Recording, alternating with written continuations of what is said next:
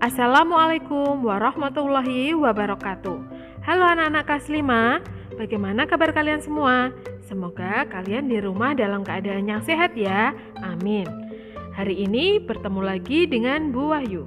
Setelah ulangan kemarin, kita akan melanjutkan materi matematika, yaitu bab 5, pengumpulan data dan penyajian data. Namun pada pertemuan kali ini, Bu Wahyu akan mengkhususkan untuk membahas pengumpulan data saja. Silahkan buka buku kalian halaman 198.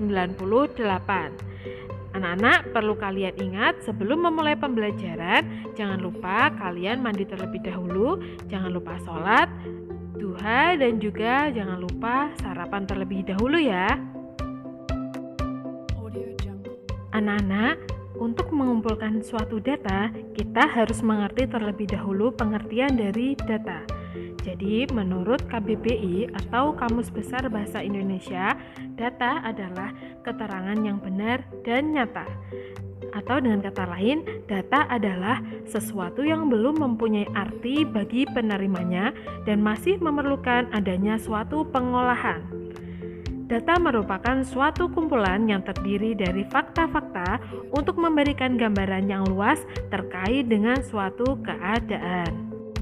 Nah, anak-anak, jadi data agar dapat bermanfaat atau dimanfaatkan oleh seseorang, data itu harus mengalami suatu proses atau pengolahan, sehingga dari hasil pengolahan tadi, data tersebut dapat digunakan untuk diambil informasinya atau dapat digunakan untuk melanjutkan suatu pemrosesan data.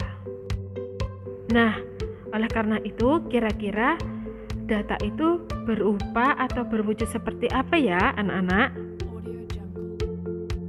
Anak-anak, ada berbagai macam wujud data. Contohnya antara lain dapat berwujud keadaan, gambar, suara, huruf, angka, matematika, bahasa, simbol-simbol, dan sebagainya. Dari berbagai macam wujud data ini, jika diolah nanti akan menghasilkan informasi yang akan digunakan oleh seseorang untuk pemrosesan data. Nah, informasi adalah hasil pengolahan dari sebuah model, formasi, dan organisasi atau suatu perubahan bentuk dari data yang memiliki nilai tertentu. Informasi dapat digunakan untuk menambah pengetahuan bagi yang menerimanya. Dalam hal ini, data yang dapat dianggap sebagai objek dan informasi adalah suatu subjek yang bermanfaat bagi penerimanya. Informasi juga dapat disebut sebagai hasil pengolahan ataupun pemrosesan data. Selanjutnya, anak-anak, yang perlu kita pahami adalah bagaimana cara memperoleh data atau informasi. Berikut adalah metode pengumpulan data. Metode pengumpulan data adalah teknik atau cara yang digunakan atau yang dilakukan untuk mengumpulkan data. Apa saja? Antara lain yaitu 1. Tes, 2. Bertanya langsung, 3. Isian singkat, 4. Pencatatan langsung.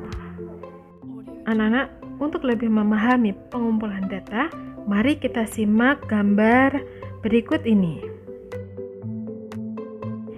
Pada gambar sebelah kiri, telah terlihat Siti beserta teman-temannya sedang melakukan pengukuran tinggi badan dan juga berat badan.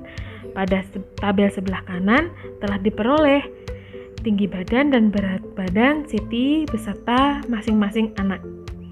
Nah, pada tabel ini telah tertulis nama siswa, tinggi badan, dan juga berat badan. Nah, anak-anak, data di atas diperoleh secara langsung, yaitu tentang pengukuran tinggi badan dan berat badan, karena dilakukan langsung oleh Siti dan juga teman-temannya. Data seperti di atas disebut data primer, yaitu data yang diperoleh secara langsung. Selanjutnya, Benny ingin memperoleh data golongan darah teman-temannya. Ia tidak mungkin memeriksa sendiri golongan darah teman-temannya. Data golongan darah semua siswa didapatkan dari buku catatan di ruang usaha kesehatan sekolah atau UKS. Kemudian setelah dicari pada buku tersebut, telah diperoleh jenis golongan darah masing-masing siswa, seperti hasilnya yang terlihat pada tabel sebelah kanan ini ya anak-anak. Jadi, data golongan darah di atas diperoleh Beni tidak secara langsung. Ia mendapatkan data dari UKS. Data seperti di atas disebut data sekunder. Disebut data sekunder karena data yang diperoleh secara tidak langsung. Anak-anak, sekarang kita sudah mengenal data sekunder dan juga data primer. Selanjutnya, Bu Wahyu akan menjelaskan metode pengumpulan data ya. Ada 4 tadi, yaitu tes, bertanya langsung, isian singkat, dan pencatatan langsung. Pengumpulan data yang pertama dapat dikumpulkan melalui tes. Dari tes atau ulangan atau evaluasi yang dikerjakan oleh siswa-siswa, maka nanti akan memperoleh hasil dari ulangannya, yaitu berupa nilai-nilai. Seperti contoh pada tabel berikut ini, diperoleh hasil ulangan yang telah dikerjakan anak-anak. Nah, hasil ulangan ini atau nilai ini merupakan data ya anak-anak. Jadi, tes adalah pemberian suatu tugas atau rangkaian tugas dalam bentuk soal atau perintah yang harus dikerjakan oleh responden. Di sini, respondennya berarti siswa. Responden itu sama dengan informan atau narasumber ya anak-anak. Jadi, yang menjadi data pada contoh berikut ini yaitu hasil ulangan yang diperoleh, yaitu dalam bentuk nilai. Pengumpulan data selanjutnya dapat dilakukan dengan metode bertanya langsung. Sebelum kalian melakukan pertanyaan atau wawancara kepada seseorang atau ingin bertanya kepada seseorang, kalian dapat membuat list daftar pertanyaan terlebih dahulu ya. Misalkan contohnya 1. Pertanyaannya yaitu apakah buah yang kamu sukai? Dan yang kedua, apakah buah yang tidak kamu sukai? Jika sudah membuat daftar pertanyaan, kalian bisa dapat membuat tabel untuk lebih mempermudah hasil dari ketika kalian melakukan tanya jawab kepada seseorang. Hasilnya di sini dapat berbentuk tabel. Seperti yang terlihat ya, anak-anak. Jadi di sini ada nama siswa, kemudian kolom buah yang disukai dan kolom buah yang tidak disukai.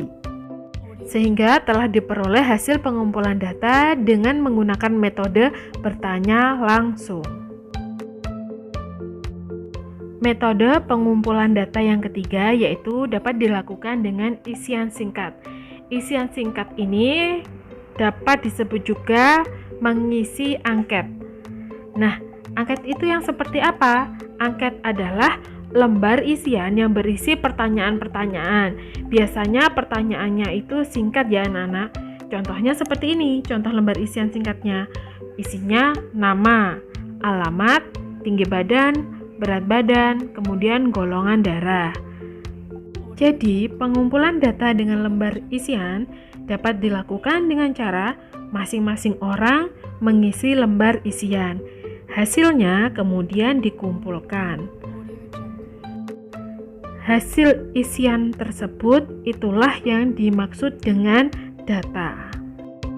Metode pengumpulan data yang keempat yaitu pencatatan langsung. Pencatatan langsung biasanya dilakukan berdasarkan pengukuran atau pengamatan. Hasil pengukuran dan pengamatan dicatat. Data tersebut diperoleh dari pencatatan secara langsung, seperti tinggi badan dan berat badan. Contohnya seperti gambar di sebelah kiri ini ya anak-anak.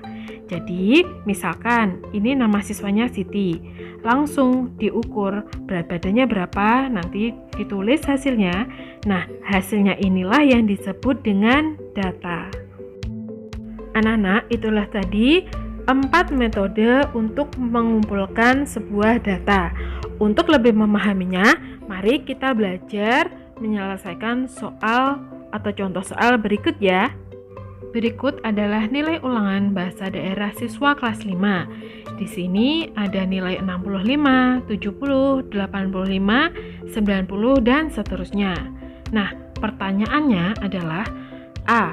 Tentukan nilai terendah dan nilai tertinggi dari data di samping. Yang B.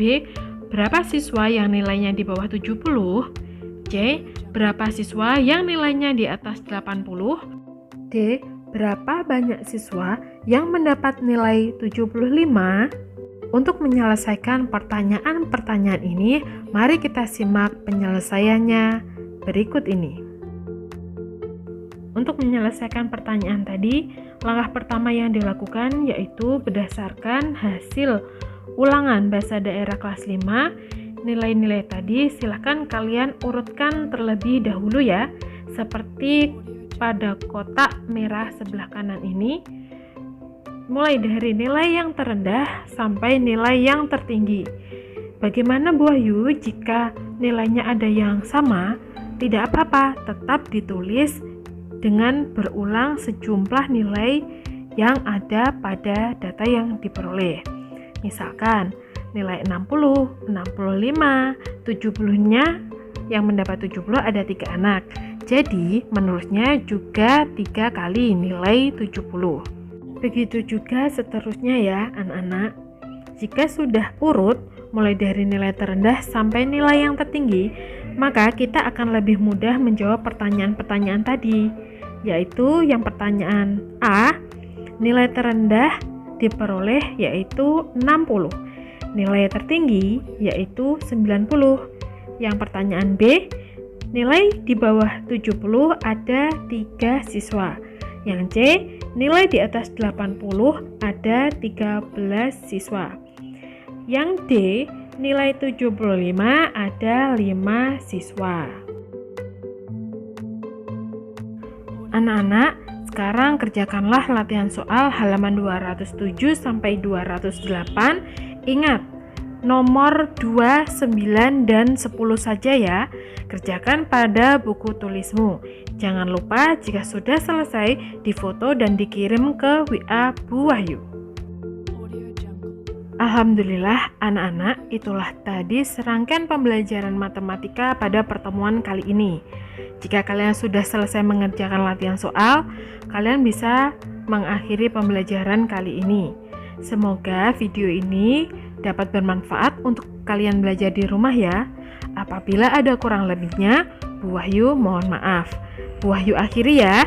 Sekian dari Bu Wahyu. Wassalamualaikum warahmatullahi wabarakatuh. Terima kasih.